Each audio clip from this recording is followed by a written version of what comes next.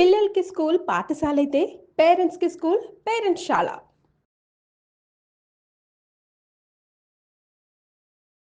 Hi Shri Padma గారు. Hello. నాకు డబ్బులు బాగా కావాలండి. దానికోసం నేనేం చేయాలి? కష్టపడాలి. అబ్బా! అదొద్దండి, ఇంకేమైనా చెప్పండి. కష్టపడకుండా ఏదొస్తుందండి? అసలు కష్టపడకుండా ఏది వచ్చినా అది నిలవదు. అంతేనా కాదా చెప్పండి? కష్టపడకుండా ఏదొచ్చినా 2 రోజులే ఉంటుంది, ఆ తర్వాత వెళ్ళిపోతుంది. ఓవర్ నైట్ వచ్చింది, ఓవర్ నైటే వెళ్ళిపోతుంది. కష్టపడింది ఎప్పుడు ఉంటుంది. కానీ మీరు ఇక్కడ నన్ను ఒక డౌట్ అడగచ్చు. ఏంటి? మరి మీరు కష్టపడి అన్నప్పుడు మీరు ఎందుకు మరి వాస్తు సలహాలు తీసుకోమంటున్నారు, వాస్తు హెల్ప్ తీసుకోమంటున్నారు, స్పిరిచువల్గా ఎందుకు గైడ్ చేస్తున్నారు అని? కష్టపడకుండా ఇవన్నీ చేసేచ్చా మరి? కష్టపడకుండా దీపం కూడా పెట్టలేమండి, దానికి నూనె కూడా కొనలేము, అవునా? కాబట్టి కష్టపడాలి, మానవ ప్రయత్నం అనేటువంటిది చేయాలి. ఆ తర్వాత ఆ డబ్బులు చక్కగా నిలుస్తాయి. ఇది మన పూర్వీకులు చేశారు కాబట్టే మనము ఇలా తలెత్తుకుని గర్వంగా మన భారతదేశం ఉంది. కానీ ఇప్పుడు మనం ఏం చేస్తున్నాం అంటే రెడీమేడ్గా కావాలి మనకి. అవునవును. ఎప్పుడు మనకి ఈరోజు కష్టపడలేము, కానీ మనకి రిజల్ట్ కావాలి. అలాంటి పరిస్థితే ఎప్పుడు కూడా ప్రాబ్లమ్స్ని తీసుకొస్తుంది. అయితే ఇప్పుడు డబ్బులు కావాలని ప్రతి ఒక్కళ్ళకి ఉంటుంది. సరే, దాని గురించి కష్టపడుతున్నారు. ఎంత కష్టపడినా కూడా డబ్బులు రావట్లేదు. ఎక్కడ దోషం ఉంది? ఇది పాయింట్. ఇప్పుడు మనం కష్టపడ్డాం, మనం కష్టపడ్డాక కూడా మనకి డబ్బులు రావట్లేదు అన్నప్పుడు ఖచ్చితంగా మనం ఇప్పుడు ఒక శాస్త్రాన్ని హెల్ప్ తీసుకోవటంలో ఎలాంటి తప్పు లేదు. శాస్త్రాలు కానీ ఒక ఉపాయాలు కానీ ఉన్నవి అందుకే, పెద్దవాళ్ళు మనకి ఇచ్చింది అందుకే. అయితే ఇక్కడ మనం బాగా గుర్తుపెట్టుకోవాల్సిన విషయం ఏంటి, ముఖ్యంగా మీరు ఎప్పుడైతే డబ్బు పరంగా ఇబ్బందులు పడుతున్నారో మీరు చూసుకోవాల్సింది ఏంటి, మీ ఇంటి యొక్క అన్ని డైరెక్షన్స్ని చూసుకోవాలి.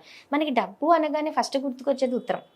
ఉత్తరం డబ్బిస్తుంది, ఉత్తరం డబ్బిస్తుంది కాదనట్లేదు. ఉత్తరంతో పాటు మిగతా డైరెక్షన్స్ కూడా డబ్బుకి దోహదపడతాయి. శరీరంలో ఎన్నో అవయవాలు ఉన్నాయి, ఒక అవయవం ఇంకో అవయవానికి ఇంటర్ రిలేటెడ్ కాదు అని మనం అనలేము. అవును. కాబట్టి ఇది కూడా అంతే. ఎప్పుడైనా సరే మన ఇంతకుముందు మనం కిచెన్లో నీట్నెస్ గురించి ఒక ఎపిసోడ్ చేసాము. అయితే దాంట్లో ఎలా మనం ఏమనుకున్నాము, ఇప్పుడు మీరు కిచెన్లో మన నీట్నెస్ అనేటువంటిది తగ్గినా, దానివల్ల లేదంటే ఆఖరికి వచ్చి పెట్టకూడని వస్తువులు పెట్టినా, కన్స్ట్రక్షన్స్లో ఏమైనా లోపాలు జరిగినా ఇవన్నీ కూడా లిక్విడ్ క్యాష్ మీద ఎఫెక్ట్ ఇస్తుంది అని అనుకున్నాం. కాబట్టి ఏంటి, ఆగ్నేయం అనేటువంటిది లిక్విడ్ క్యాష్ని ఇస్తే మనకి ఆఖరికి వచ్చి పడమర అనేటువంటిది భాగంలో మనకేంటి చాలా వరకు ఆస్తులు, ఫిక్స్డ్ అసెట్స్ మీద కూడా మనకి దాని ఇంపాక్ట్ అనేటువంటిది పడుతుంది. ఇప్పుడు మనం ఏమనుకున్నాము లాస్ట్ ఎపిసోడ్స్లో, ఆగ్నేయంలో లిక్విడ్ క్యాష్ ఉంటుంది, మనకి ఎన్ని ఆస్తులున్నా చేతిలో చిల్లి గవ్వలేదు, ఈ రోజు గడవటం కష్టము అంటే అది వేస్ట్. ఆస్తులున్నా ఒకటే, లేకపోయినా ఒకటే. కాబట్టి మనం అది ఎలా జాగ్రత్తగా చూసుకున్నాం ఆ జోన్ని, ఈ జోన్ని కూడా అలాగే చూసుకోవాలి. ఓకే. పడమర కూడా అంతే జాగ్రత్తగా చూసుకోవాలంటే ఈ జోన్స్లో ఎలాంటి వాస్తు దోషాలైనా ఉన్నా కూడా దాని మీద ఎఫెక్ట్ వస్తుంది. అయితే ఇక్కడ ఏంటి, మనకి ఐశ్వర్యము అనగానే ఫస్ట్ మీకు గుర్తుకొచ్చేది ఏంటి, డబ్బు. కానీ ఐశ్వర్యము అనేటువంటిది చాలా అష్టైశ్వర్యాలు అన్నారు మన పెద్దవాళ్ళు.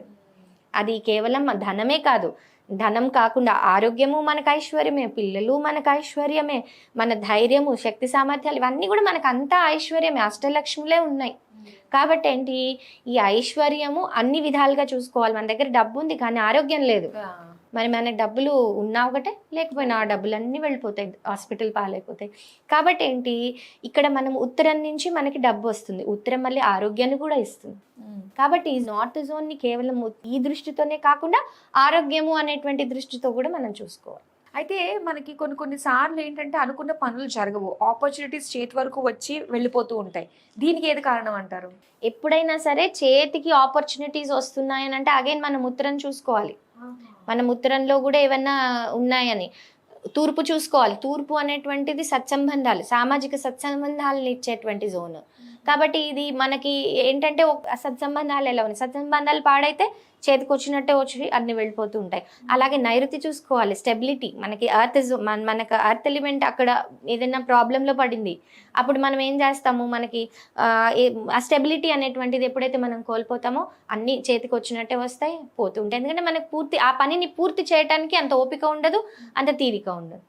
కాబట్టి ఏంటంటే రకరకాల ఈ జోన్స్ మెయిన్గా ఇలా చేతికి వచ్చినట్టే వస్తున్నాయి, వెళ్ళిపోతున్నాయి అనుకునేటువంటి వాటిల్లో ముఖ్యంగా చూసుకోవాల్సిన జోన్స్ ఇది. సో ఇప్పుడు ఒక ఇంట్లో ఉన్నాం, మనం ఏమేమి ఈజీగా కరెక్ట్ చేసుకోగలం మనీని అట్రాక్ట్ చేయడంలో అంటే ఏం చెప్తారు? ఇప్పుడు మీరు వాస్తు కన్సల్టెంట్ని చూసుకుని లేదంటే మీరు వాస్తు అనుకూలంగా ఇల్లు అంతా చక్కగా కట్టుకున్నారు, ఫిజికల్ కన్స్ట్రక్షన్స్లో ఎలాంటి ప్రాబ్లము లేదు. కానీ ఇంటర్నల్ ప్లేస్మెంట్స్లో అంటే వస్తువులు పెట్టేటువంటి విషయాలకు వచ్చేసి మీరు ఏదైనా ప్రాబ్లం చేశారు, అప్పుడు ఏమవుతుంది, అక్కడ అగైన్ ఆర్థిక ఇబ్బందులు అనేటువంటివి వస్తాయి. ఉదాహరణకి కిచెన్లో మనం ఎక్కువ బ్లాక్ కలర్స్ వాడద్దు అన్నాం. పూర్వకాలం ఇళ్లలో అంతా బ్లాక్ కలర్సే ఉన్నాయి, కానీ బ్లాక్ కలర్స్ ఉన్నాయి మాకు ఏం ప్రాబ్లం లేదు ఈరోజు అంతా మేము బాగానే ఉన్నాము అని అంటారు.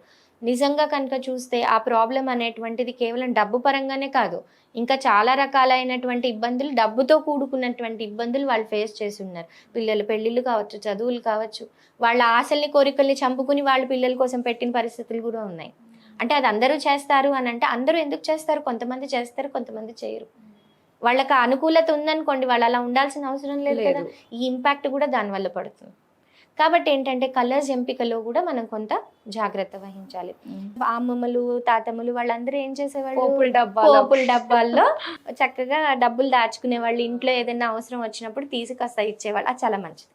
అంటే ఎప్పుడు కూడా కొంచెం క్యాష్ అనేటువంటిది ఆగ్నేయంలో ఎప్పుడు పెట్టుకోవాలి. సో అలాగే ఉత్తరం మనం ఏంటి బీరువాలు పెడుతున్నాం, ఇప్పుడు నైరుతిలో బీరువా పెట్టండి అని అంటున్నారు. నైరుతిలో బీరువా పెట్టండి, ఉత్తరం వైపు తలుపు తీర్చు దాన్ని ఓపెన్ అవ్వాలి అని అంటున్నారు.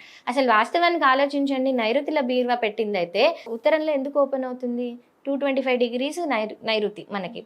నైరుతిలో మీరు పెట్టారు బీరువా, అంటే మీరు దక్షిణ నైరుతిలో కనుక బీరువా పెడితే అది దాని తలుపులు ఎక్కడ ఓపెన్ అయితే నార్త్ ఆఫ్ నార్త్ వెస్ట్, దానికి ఆపోజిట్ నార్త్, దాని ఆపోజిట్ లో ఓపెన్ అయితే, అంటే ఉత్తరంలో ఓపెన్ అవ్వట్లేదు, దాని పక్క జోన్ లో ఓపెన్ అవుతుంది. అంటే ఇక్కడ నుంచి ఇలా ఓపెన్ చేస్తే వెనక్కి ఇలా వెళ్తున్నాయి కదా. ఇప్పుడు మన కాన్సెప్ట్ ఏమంటున్నారు, నైరుతిలో పెట్టిన బీరువా ఉత్తరంలో ఓపెన్ అవ్వాలని అంటున్నారు. అప్పుడు మీరు వంకరగా పెట్టాలి బీరువాని. అవును, వాస్తవానికి చూడాలని అంటే ఏ స్థలము 0 degrees ట్రూ నార్త్ చూపించదు, ఎక్కడో తప్ప.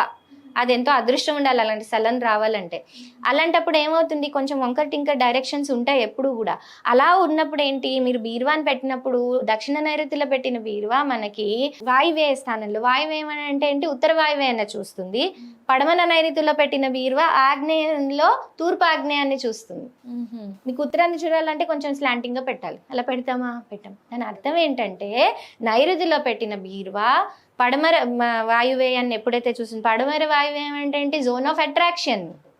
అది అట్రాక్ట్ చేసుకుంటుంది, అంటే దాంట్లో పెట్టినటువంటి వస్తువులు పెంపొందించుతుంది. అందుకే ఎప్పుడు కూడా పడమర నైరుతిలో పెట్టిన బీరువాకి ఆపోజిట్లో ఫెంగ్ షుయ్ ప్రకారంగా అద్దం పెట్టిస్తారు. అప్పుడు ఏమిటి, అది అట్రాక్షన్ అనేటువంటిది పెరుగుతుంది, డబల్ అవుతుంది అని. అలాగే పడమర నైరుతిలో కనుక మనం బీరువా పెట్టినప్పుడు ఆగ్నేయం అంటే తూర్పు ఆగ్నేయాన్ని చూసినప్పుడు ఏంటి, లిక్విడ్ క్యాష్, చేతిలో ఉండేటువంటి డబ్బు పెరుగుతుంది, సేవింగ్స్ రూపంలో పెరుగుతుంది. కాబట్టి కాన్సెప్ట్ అదనమాట. అంతేగాని బీరువాని మనం నైరుతిలో పెట్టేసాము, దాని తలుపులు ఉత్తరానికి ఓపెన్ అంటే తలుపులు ఉత్తరానికి ఎందుకు ఓపెన్ అవుతాయి? అది కాదు కాన్సెప్ట్ దాన్ని.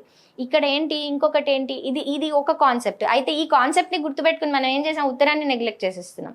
కాబట్టి ఉత్తరంలో ఎప్పుడు కూడా మనకి కరెక్ట్ ట్రూ నార్త్లో ఎప్పుడు కూడా ఒక బౌల్ తీసుకుని, బౌల్లో మొత్తం ఒక గాజు బౌల్ కానీ ఏదైనా కూడా తీసుకోవచ్చు. దాన్ని తీసుకుని దాంట్లో కాయిన్స్ వేయండి, చిల్లర నాణాలు ఉంటాయి కదా, చక్కగా కాయిన్స్ వేసి ఆ కాయిన్స్ అది ఎప్పుడు కూడా అలా కాయిన్ ఉంచండి. ఎప్పుడు కూడా ఆ కాయిన్స్ అక్కడ పెట్టాలి, దుమ్ము ధూళి ఇవన్నీ లేకుండా ఉరికిన అలా కాయిన్స్ ఉంచండి కొన్ని. అది షో పీస్గా కూడా మీరు పెట్టుకోవచ్చు.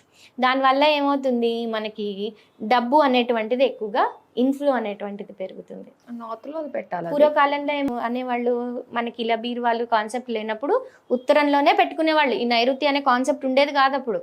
ఇప్పుడు ఏంటంటే లాకర్లు, పెద్ద పెద్ద బీరువాలు ఇవన్నీ పెరిగిపోయాయి వెయిట్, కాబట్టి దాన్ని నార్త్లో పెట్టకూడదు, కాబట్టి మనం నైరుతిలో పెట్టి ఈ విధంగా పెట్టండి అని అంటున్నారు. అయితే ఉత్తరంలో ఎలా పెట్టేవాళ్ళు, ఉత్తరం గోడకి షెల్ఫ్ లాగా, గోడ లోపలే షెల్ఫ్ లాగా చేసేసి ఆ షెల్ఫ్లో పిడతలు లాంటివి పెట్టుకుని దాంట్లో చిల్లల నాణాలు వేసుకునేవాళ్ళు.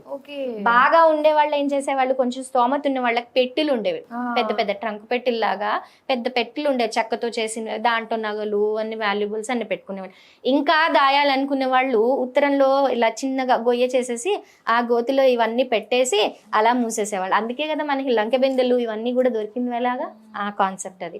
అయితే ఇప్పుడు ఏంటంటే అవన్నీ పోయాయి కాబట్టి మనం చేయాల్సింది ఏంటి, మన ఇంట్లో ఉత్తర భాగం ఉంటుంది కదా, ఆ ఉత్తర భాగంలో ఒక బౌల్ తీసుకుని ఆ బౌల్ నిండా చిల్లర నాణాలు వేసి పెట్టండి.